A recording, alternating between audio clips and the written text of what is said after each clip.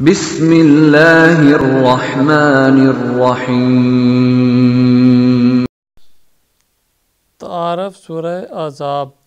یہ سورت حضور صلی اللہ علیہ وسلم کے مدینہ منورہ ہجرت فرمانے کے بعد چوتھے اور 5ویں سال کے درمیان نازل ہوئی ہے۔ اس کے پس منظر میں 4 واقعات خصوصی اہمیت رکھتے ہیں جن کا حوالہ اس صورت میں آیا ہے۔ ان 4 واقعات کا مختصر تعارف درج ذیل ہے۔ پہلا واقعہ سورہ احزاب کا ہے جس کے نام پر اس سورت کا نام رکھا گیا ہے۔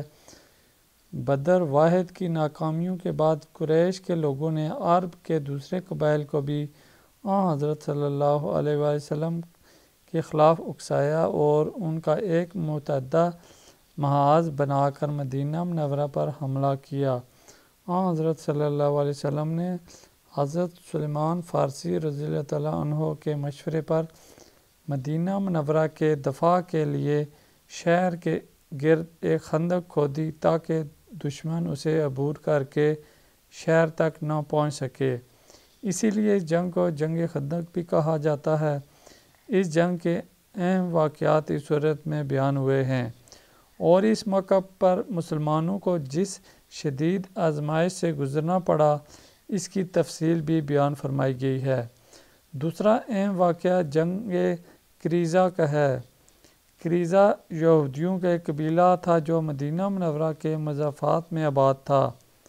حضرت صلی اللہ علیہ وسلم نے ہجرت کے بعد ان سے امن کا ایک معاہدہ کیا تھا جس کا ایک حصہ یہ بھی تھا کہ مسلمان اور یہودی ایک دوسرے کے دشمنوں کی مدد نہیں کریں گے، لیکن قریظہ کے یہودیوں نے معاہدے کی دوسری خلاف ورزیوں کے علاوہ جنگ احزاب کے نازک موقع پر خفیہ ساز باز کر کے پیچھے سے مسلمانوں کی پشت میں خنجر کھونپنا چاہا۔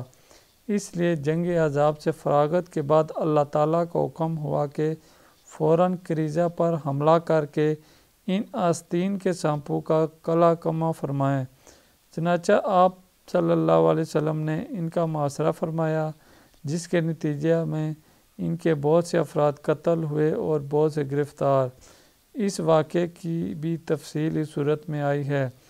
تیسرا اہم واقعہ یہ تھا کہ اہل عرب جب کسی کو اپنا منہ بولا بیٹا بنا دیتے تو اس سے ہر معاملے میں سگے بیٹے کا درجہ دیتے تھے، یہاں تک کہ وہ میراث بھی پاتا تھا، اور اس کے منہ بولے باپ کے لیے جائز نہیں سمجھا جاتا تھا کہ وہ اس کی بیوہ یا متعلقہ بیوی سے نکاح کرے، بلکہ اس کو بدترین معیوب عمل سمجھا جاتا تھا۔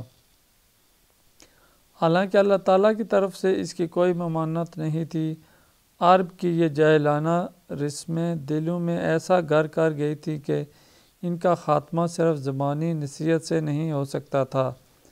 اس لیے حضرت صلی اللہ علیہ وآلہ وسلم نے ایسی رسموں کا خاتمہ کرنے کے لیے سب سے پہلے خود علی اعلان ان رسموں کے خلاف عمل فرمایا تاکہ یہ بات واضح ہو جائے کہ اگر اس کام میں ذرا بھی کوئی خرابی ہوتی تو حضرت صلی اللہ علیہ وآلہ وسلم اس کے پاس بھی نہ جاتے۔ اس کی بہت سی مثالیں آپ کی سیرت طیبہ میں موجود ہیں۔ منہ بولے بیٹے کے بارے میں جو رسم تھی اس کے سدباب کے لیے بھی اللہ تعالیٰ نے حضرت صلی اللہ علیہ وسلم کو حکم دیا کہ آپ اپنے ایک منہ بولے بیٹے حضرت زید بن حارثہ رضی اللہ تعالیٰ عنہ کی متعلقہ بیوی حضرت زینب بنت جحش رضی اللہ تعالیٰ عنہا سے نکاح فرمائیں۔ واضح رہے کہ حضرت زینب رضی اللہ تعالیٰ عنہا حضرت صلی اللہ علیہ وسلم کی پھوپھی کی بیٹی تھی اور حضرت زید رضی اللہ تعالیٰ عنہ سے ان کا نکاح خود آپ صلی اللہ علیہ وسلم نے کروایا تھا۔ اس لیے اگرچہ آپ ان سے نکاح کرنا آپ صلی اللہ علیہ وسلم کے لیے صبر آزما عمل تھا، لیکن آپ صلی اللہ علیہ وسلم نے اللہ تعالیٰ کے حکم اور دینی مصلحت کے آگے سر جھکا دیا اور ان سے نکاح کر لیا۔ اسی نکاح کے ولیمے میں حجاب پردے کے احکام پر مشتمل آیات نازل ہوئیں جو اس صورت کا حصہ ہیں۔ چوتھا واقعہ یہ ہے کہ حضرت صلی اللہ علیہ وسلم کی ازواج مطہرات نے اگرچہ ہر طرح کے سرد گرم حالات میں ہاں حضرت صلی اللہ علیہ وسلم کا بھرپور ساتھ دیا تھا، لیکن جب آپ کے پاس مختلف فتویٰ کے نتیجے میں مالی طور پر وسعت ہوئی تو انہوں نے اپنے نفقے میں اضافے کا مطالبہ کر دیا۔ یہ مطالبہ عام حالات میں کسی بھی طرح کوئی ناجائز مطالبہ نہیں تھا، لیکن پیغمبر اعظم صلی اللہ علیہ وسلم کی زوجیت کا شرف رکھنے والی ان مقدس خواتین کا مقام بلند اس قسم کے مطالبات سے بالاتر تھا۔ اس لیے اس صورت میں اللہ تعالیٰ نے ازواج مطہرات کو یہ اختیار دیا ہے کہ اگر وہ دنیا کی زیب و زینت چاہتی ہیں تو حضرت صلی اللہ علیہ وسلم انہیں اعزاز و اکرام کے ساتھ علیحدہ کرنے کو تیار ہیں، اور اگر وہ پیغمبر اعظم صلی اللہ علیہ وسلم کے مشن کی ساتھی ہیں اور آخرت کے انعامات کے طلبگار ہیں تو پھر اس قسم کے مطالبے ان کو زیب نہیں دیتے۔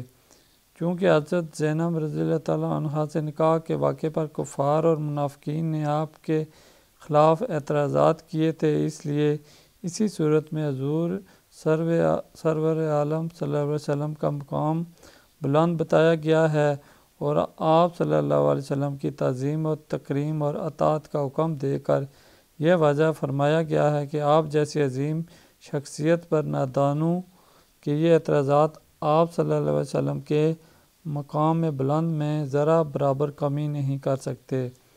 اس کے علاوہ ازواج مطہرات کے ساتھ آپ صلی اللہ علیہ وسلم کے طرز عمل اور اس سے متعلق بعض تفصیلات بھی اس صورت میں بیان ہوئی ہیں۔ تو یہ تھا تعارف سورہ احزاب کا۔ انشاءاللہ پھر حاضر ہوں گے نئی صورت کے تعارف کے ساتھ، تب تک اجازت دیجیے۔ اللہ حافظ۔